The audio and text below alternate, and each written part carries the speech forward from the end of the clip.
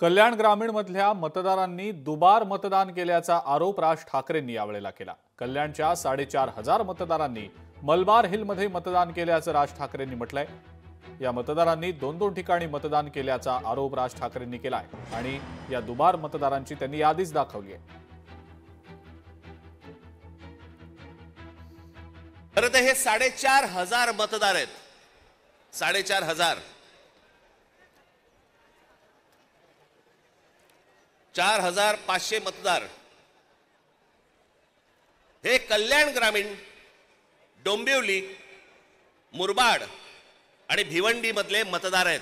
एवढ्या लोकांनी हे तिथे राहत आहेत, तिथेही मतदान केलं आणि मलबार हिल मध्ये देखील मतदान केलं।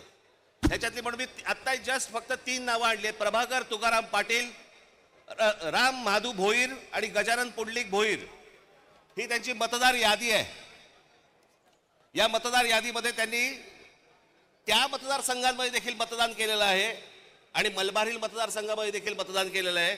असे लाखो लोक आहेत महाराष्ट्रभर की जे या मतदानासाठी म्हणून वापरले गेले।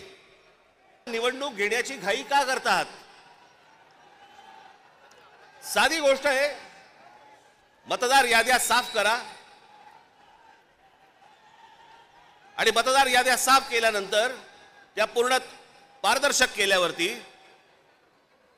मग जेव्हा निवडणुका होतील त्याच्यानंतर यश कोणाचं अपयश कोणाचं सगळ्या गोष्टी मान्य। पण सगळं लपून छपून जे चालू आहे ते कशासाठी? लोकशाही मराठी ऐका, पहा, जागरूक रहा।